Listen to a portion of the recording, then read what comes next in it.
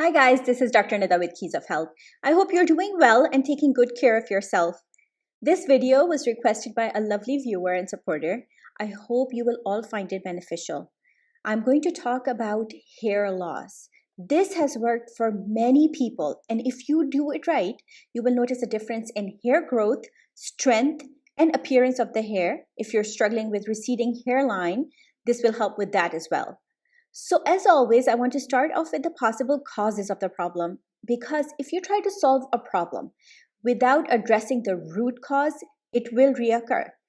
One of the first steps in solving a problem is to find out what is causing it in the first place and address it.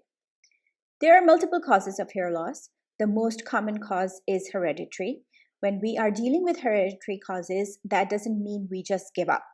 We can take steps to avoid the problem as much as we can and delay the onset of the problem. Aging also affects hair growth and its appearance.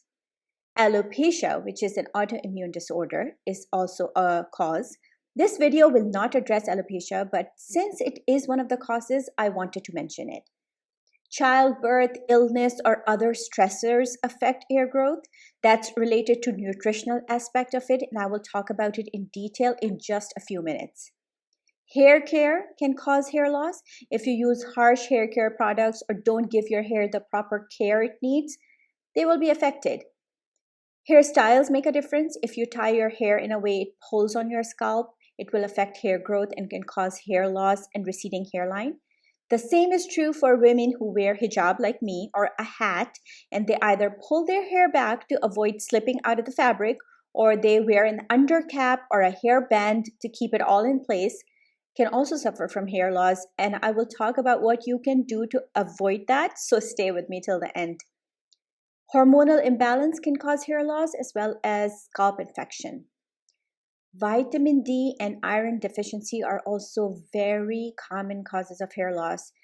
Certain eating habits also lead to excessive hair fall. Eating foods with high levels of mercury is a big problem that can cause hair loss. Mercury is a contaminant. It enters the soil, it can contaminate the crops in the area. If it enters the water, it can contaminate the fish. And that is where it causes most problems. That is why it is very important to know the source of your fish and to avoid fishing in lakes and rivers around industrial areas. Consuming foods that are high in processed sugar can cause a problem. So foods like chocolate bars, candy, ice cream, pies, and other baked goods. Canned goods like baked beans, canned vegetables, and fruits are all very high in processed sugar. So if you are suffering from hair loss, this is the first thing you should control. Low protein diet, low fat, and calcium deficient diet can also lead to hair loss. It affects the skin, hair, and nails. Consuming foods that are high on glycemic index is problematic. The glycemic index is a ranking system that classifies carb-containing foods by their effect on blood sugar levels. If you are struggling with hair loss, go for foods that are 55 or lower on the glycemic index. These would be foods like green vegetables, most fruits, raw carrots, kidney beans, chickpeas, lentils, things like that. Sometimes too much vitamin A can also cause hair loss. That can happen with people who take high doses of vitamin A for certain skin conditions. And low intake of zinc and iron can also cause hair loss. So nutritional deficiencies should really be one of the first things you check when struggling with hair loss, receding hairline, or dull appearance of hair. You should get your vitamin D and iron levels tested. That's a good place to begin. Hair and skin are like plants. They need care from inside and outside. You can't do hair packs and hot oil treatments while the body is deficient of key nutrients. And my approach is always inside out, not outside in. So let's talk about some of the foods that are very important for hair growth and health. Then I will share with you some supplements and amazing hair oils that will do wonders for your hair. If you wear hijab or you wear hats or wear your hair pulled back tight, then you might start developing receding hairline like I mentioned, and I will talk about that as well. It is very important for you to eat a wholesome diet for your skin and hair health. Eat a rainbow. Eat as many raw vegetables and fruits as possible and focus more on raw greens as opposed to fruits. Some foods that are especially great for hair growth include eggs. Eggs are a great source of protein and biotin. Both are valuable nutrients for your hair and skin. Second is berries. Berries are loaded with beneficial compounds and vitamins that promote hair growth. Fatty fish. Fatty fish contains vitamin D and healthy oils, which your hair, your skin, your nails need. Oysters, shrimp, seaweed. So, seafood in general is good for hair.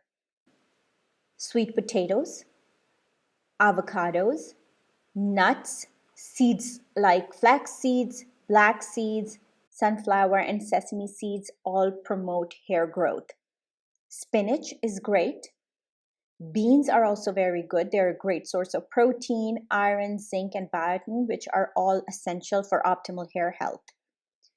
Meat is rich in iron, and iron helps the red blood cells deliver oxygen to all cells in the body, including hair follicles. So, meat is something that you should incorporate in your diet periodically.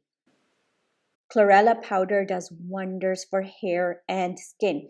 Just a tablespoon of chlorella powder mixed with some water, coconut water, or fresh juice once a day will do wonders for you.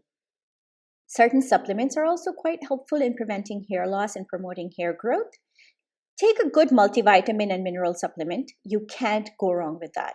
I have shared the supplement I recommend on my Facebook and Instagram pages in the past, so make sure you check it out. Between healthy, fresh juices, chlorella powder, and a good multivitamin and mineral supplement, you don't really need anything else for your hair, unless you have a specific condition for which you should work closely with a naturopath. Essential oils are great for hair. If you're struggling with hair loss or a receding hairline, then consider using rosemary, peppermint, and lavender oils. You can use either of these. Essential oils should be mixed with a carrier oil such as almond, coconut, argan, or jojoba oils. So make sure that you mix these essential oils with one of the carrier oils before applying them on your skin or your scalp. So be mindful of that. 12 drops of essential oil to 1 ounce of carrier oil is usually a pretty safe ratio for hair. So you can stick to that. 1 ounce of oil is about 1/8 of a cup. If you have weak hair, there are certain oils you can use to strengthen them and also promote hair growth. Coconut oil, olive oil, castor oil, almond, and argan oils are very well known and very effective for hair. The best, in my opinion, is the mixture of castor oil and coconut oil. It does wonders. You can massage your scalp with it, leave it on for anywhere between 30 minutes to 12 hours, and wash with a gentle shampoo. You can also apply this oil by dipping your comb or hairbrush in the oil and then brushing your hair with slight pressure on your scalp. This massages the scalp and gently moisturizes the hair without coating them with oil. You can make this a regular part of your after shower or night routine. If you have sensitive scalp or dandruff, then infusing castor and coconut oil mixture with fenugreek seeds will be very helpful for you. All you have to do is mix equal amount of castor and coconut oils with a good amount of fenugreek seeds in a glass jar and leave it in direct sunlight for anywhere between 3 to 7 days. Strain out the seeds and use the oil. It will have a slight fenugreek odor, so you may want to apply it for only a few hours and while you're at home. Massaging the scalp can help to restore hair growth and can be used in conjunction with hair oils and masks. Massaging stimulates the scalp and improves thickness and strength of the hair. It also helps relieve stress and tension. Stretching forces during the massage encourage hair growth and thickness. So pulling your hair in different directions encourages blood circulation, relieves headaches, and promotes hair growth and thickness. If you wear a hijab or pull your hair too tight or wear a hairband, it can cause receding hairline. If you can, wear your hair loose. Avoid wearing an undercap under your hijab all the time, and part your hair in different ways, and definitely spend a couple of minutes daily massaging the scalp. Try to use a gentle herbal shampoo. And once in a while, wash your hair with baking soda solution instead of shampoo. If you have access to curry leaves, make a curry leaves tea. Just dump a few stalks of curry leaves in a liter of water, cover and boil. Let it cool while it's still covered to make sure you don't lose the volatile oils from the plant, and wash your hair with it. It works brilliantly, and no, it does not stink. Start with nutrition. Try the other things I have mentioned and continue. You will never see results after 1 or 2 uses. You have to be consistent, but I promise you will see results. Let me know in the comments section what you have tried and what has worked for you. All cultures are so rich in their herbal traditions. Share with me some hair care gems from your cultural treasure trove. I will be very grateful. I'm available for consultations. You can reach me through my website, Facebook, or Instagram. Take good care of yourself. I will see you with another video shortly. Please don't forget to subscribe to the channel and don't forget to like the video. Goodbye.